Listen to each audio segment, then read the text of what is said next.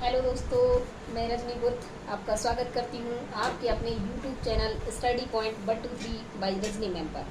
देखिए दोस्तों, तो हमने example number first, example number second, example number third ये इससे पहले वाले वीडियो में कंप्लीट कर लिया था। अब हम कंप्लीट करेंगे एग्जाम्पल नंबर 4।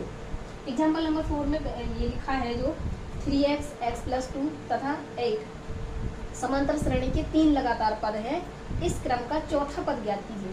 देखिए दोस्तों, इसका पहला पद जो है ये 3x है, दूसरा पद x+2 है, तीसरा पद इसका जो है दोस्तों वो 8 है, चौथा पद क्या है ये हमको बताना है। देखिए दोस्तों, इस श्रेणी से हम लिखेंगे कि हमें क्या क्या दिया गया है, और क्योंकि हमें यहाँ पे निकालना है क्या निकालना है और क्या दिया गया है। देखिए दोस्तों, हमें यहाँ पे पहला पद दिया गया है, तो a बराबर कितना दिया गया है 3x, और यहाँ पे ये जो है हमारा प्रथम पद है, ये क्या है दोस्तों प्रथम पद। इसके बाद हम देखेंगे सर्वांतर कितना दिया है हमें, सर्वांतर यानी d कितना दिया गया है हमें। तो देखिए दोस्तों, सेकंड टर्म में से फर्स्ट टर्म को माइनस करेंगे, यानी x+2 माइनस 3x। इसको जब दोस्तों सॉल्व करेंगे तो क्या बनेगा, ये हो जाएगा 2 माइनस 2x। ये हमारा निकल के आया d का मान। और अगर हम 3 टर्म की बात करें यहाँ पे, तो हमें n बराबर कितना दिया गया है, n बराबर हो जाएगा 3। और जो हम यहाँ पे अगर n की मान 3 रख दें, तो यहाँ पे जो तीसरा टर्म है वो कितना दिया गया है हमें 8। ये तो हमें इतना दिया गया है, हमें ज्ञात क्या करना है T4, ये हमारा क्वेश्चन मार्क है, ये हमको ज्ञात करना है। ओके दोस्तों, आशा करती हूँ इतना आपको समझ में आ गया होगा। अब क्या है दोस्तों, हम यहाँ पे डायरेक्टली T4 का फॉर्मूला नहीं लगा सकते हैं, क्योंकि हमें यहाँ पे जो a की वैल्यू है वो 3x दी गई है, और जो d की वैल्यू है वो भी हमें x में ही दी गई है। इसकी हमें कोई एग्जैक्ट वैल्यू नहीं दी गई है, इसलिए हम यहाँ पे T4 का फॉर्मूला नहीं लगा पाएंगे। इसलिए दोस्तों हमें T3 की वैल्यू दी गई है, इसलिए हम पहले T3 का फॉर्मूला लगाते हैं। तो देखिए यहाँ पे थर्ड टर्म बराबर a plus n minus 1d। अब यहाँ पे देखेंगे दोस्तों 3 टर्म, यानी T3 की वैल्यू हमें कितनी दी गई है दोस्तों 8 बराबर। फर्स्ट टर्म की वैल्यू हमें देखिए दोस्तों कितनी दी गई है 3x, प्लस n का मान हमें कितना दिया है, हम T3 के लिए यूज कर रहे हैं, तो n का मान हमें 3 दिया गया है, माइनस 1। d का मान दोस्तों कितना दिया गया है 2 माइनस 2x। चलिए दोस्तों, इसको आगे कैलकुलेट करेंगे अब जब हम, तो क्या हो जाएगा, यहाँ पे हो जाएगा 8 बराबर 3x प्लस, यहाँ पे 3 में से बन जाएगा तो दोस्तों 2 बचेगा, क्या बचेगा 2, और ये क्या हो जाएगा 2 माइनस 2x।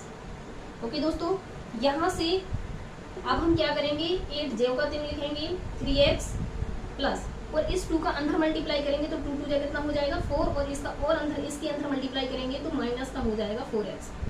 देखिए दोस्तों, अब हम इसके आगे सॉल्व करते हैं। तो यहाँ पे ये 8 है और इधर ये लिखा है 4, बराबर की इस साइड आएगा दोस्तों तो काय का हो जाएगा माइनस का, बराबर यहाँ पे क्या बचा दोस्तों 3x माइनस 4x।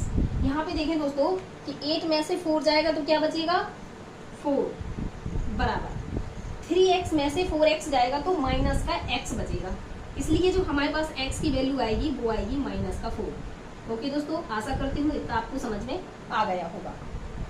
राइट दोस्तों, अब हम देखेंगे कि हमें जो d की वैल्यू दी गई है, d की वैल्यू दी गई है हमें 2 माइनस 2x। यहाँ से दोस्तों हमें x की वैल्यू मिल चुकी है, तो अगर हम x की वैल्यू यहाँ पे पुट कर दें तो हमें d की वैल्यू मिल जाएगी। तो d बराबर दोस्तों क्या हो जाएगा 2 माइनस 2 मल्टीप्लाई 4, माइनस का 4 आएगा, माइनस का 4। देखिए दोस्तों, तो यहाँ d बराबर क्या हो जाएगा 2, माइनस माइनस का मल्टीप्लाई होगा तो 4, और 2 2 जा 4 दूनी 8, तो d बराबर दोस्तों कितना हो जाएगा 8 और 2 मिला के 10। तो यहाँ पे देखिए दोस्तों कि हमें d की वैल्यू पता चल चुकी है। अब हम d की वैल्यू से पता निकाल लेंगे, क्योंकि हमारे पास x की वैल्यू आ गई है, तो अब हम a की वैल्यू भी एग्जैक्ट मान निकाल सकते हैं। अभी जो वैल्यू हमें दी गई थी x और d की, वो हमको x में दी गई थी, टाइम दी गई थी x के उसमें। अब हम इसको न्यूमेरिकल वैल्यू में निकालने के लिए हम क्या करेंगे, a इज इक्वल टू क्या हो जाएगा 3x। तो a बराबर क्या हो जाएगा 3 जेव का, और x की वैल्यू देखिए दोस्तों हमारे पास आ गई है माइनस का 4। तो जो हमारे पास a की वैल्यू कितनी आएगी वो कितनी हो जाएगी -12। अब यहाँ पे देखिए दोस्तों कि हमें a की वैल्यू भी पता चल गई है, d की वैल्यू भी पता चल गई है। हमें चौथा टर्म ज्ञात करना है, इसलिए हमें अब हमारा n का जो मान है वो कितना हो जाएगा 4। हमारे n का मान कितना हो जाएगा 4। अब इन तीन चीजों से लिए और हमें अब क्या क्या ज्ञात करना है t4 की वैल्यू। तो देखिए दोस्तों t4 बराबर a प्लस n माइनस 1। हम यहाँ पे n के लिए फॉर्मूला लगाते हैं अभी n माइनस 1d। अब यहाँ पे देखें दोस्तों कि n की जगह हमें 4 लिखना है, तो जी बन जाएगा t4 बराबर a की वैल्यू हमारे पास आ गई है -12 प्लस n का मान हमें 4 लिखना है -1 और d की वैल्यू हमारे पास आ गई है 10। ओके दोस्तों, यहाँ से आप देखेंगे जब तो ये हो जाएगा t4 is equal to minus का 12 ज्यों का त्यों रहेगा प्लस यहाँ पे देखिए दोस्तों कि 4 में से 1 जाएगा तो क्या बचेगा 3 और 3 का 10 में मल्टीप्लाई करेंगे तो क्या हो जाएगा 30। क्या हो जाएगा 30। तो यहाँ पे जो t4 बराबर हो जाएगा दोस्तों, अब 30 में से 12 जाएगा तो क्या बचेगा दोस्तों 18। क्या बचेगा 18। यानी जो हमारा चौथा टर्म है हम यहाँ पे लिखेंगे चौथा, अतः लिख लेंगे अतः चौथा पद। तो चौथा पद बराबर क्या हो जाएगा दोस्तों 18 है। आशा करती हूँ दोस्तों आपको एग्जाम्पल नंबर 4 भी बहुत अच्छे से समझ में आ गया होगा। यदि कहीं आपको समझ में नहीं आता है तो आप मुझे कमेंट में जरूर बताएं। और मैं पहले भी कह चुकी हूँ आपसे कि नोट्स बनाने के लिए चैनल को सब्सक्राइब कर लें, ताकि आप अपने वीडियो को और अपने नोट को अच्छे से मेंटेन कर पाएं और पेपर के लिए इसको कंटिन्यूली बना पाएं। तो आप देखिए दोस्तों, मुझे लग रहा है, आशा करती हूँ मैं कि आपको समझ में आ गया होगा। यदि आपको समझ में नहीं आया है तो मैं प्रयास करती हूँ आपको एक बार और समझाने का। देखिए दोस्तों, यहाँ पे हमें फर्स्ट टर्म दिया गया है 3x, सेकंड टर्म दिया गया है x+2, थर्ड टर्म जो दिया गया है वो 8 और हमसे चौथा टर्म पूछा है। देखिए दोस्तों, इसमें हम लिखेंगे प्रथम पद, यानी जो हम यहाँ पे लिखेंगे दिया गया है। तो प्रथम पद बराबर हमें 3x हो जाएगा, सर्वांतर d बराबर second term minus first term करेंगे हम। तो यहाँ पे जो इसको कैलकुलेट करने पर जो हमारी वैल्यू आएगी वो आएगी 2 - 2x। n का मान हम यहाँ पे थर्ड टर्म के लिए यूज कर रहे हैं, तो n का मान हमारे पास हो जाएगा 3। और अब यहाँ पे हमें क्या करना है, t3 की वैल्यू भी हमें दी गई है यहाँ पे दोस्तों 8 और t4 बराबर क्वेश्चन मार्क है, ये हमको ज्ञात करना है। हमें यहाँ पे दोस्तों t3 की वैल्यू दी गई है, इसलिए हमें t4 का ही फॉर्मूला लगाना है। ऐसा क्यों करना है, क्योंकि हमें a और जो d की वैल्यू है वो x के फॉर्म में दी गई है, ना कि कोई न्यूमेरिकल फॉर्म में दी गई है, इसलिए हमको ऐसा करना है। इसमें देखो सही है। अब यहाँ से देखें दोस्तों, जब हम इसको पूरा कैलकुलेट कर लेंगे तो हम यहाँ से x की वैल्यू पता कर लेंगे। x की वैल्यू को जैसे ही आप d में रखोगे तो हमें d की वैल्यू मिल जाएगी, और x की वैल्यू को जैसे ही हम a के मान में रखेंगे तो हमें a की वैल्यू पता चल जाएगी। इसके बाद दोस्तों हमें चौथा टर्म ज्ञात करना है, तो n का मान हो जाएगा 4 और tn का फॉर्मूला लगा के n की जगह 4 रखिए और a और d की वैल्यू आ गई है। आप कैलकुलेट करेंगे तो d4 पर पाएंगे कि हमें 18 प्राप्त हो रहा है। तो इसमें पूछा गया है कि इसका चौथा पद क्या होगा, तो दोस्तों हमें पता चल गया कि इसका चौथा पद 18 होगा। आशा करती हूँ दोस्तों आपको बहुत अच्छे से समझ में आ गया है। यदि दोस्तों आपको समझ में नहीं आया है तो आप मुझे कमेंट में जरूर बताएं। ओके दोस्तों, मैं इसको साफ करती हूँ और अब हम चलते हैं अगले क्वेश्चन की ओर।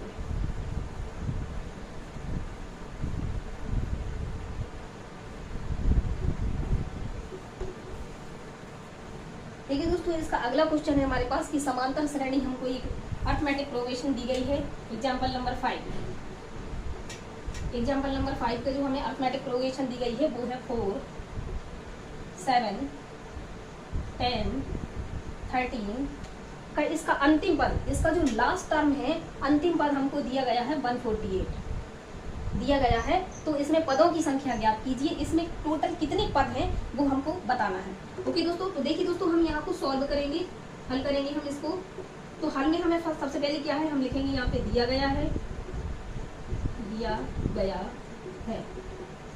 तो यहाँ पे देखिए दोस्तों, हमें पहला पद क्या दिया गया है, पहला पद यानी a बराबर हमको दिया गया है दोस्तों 4।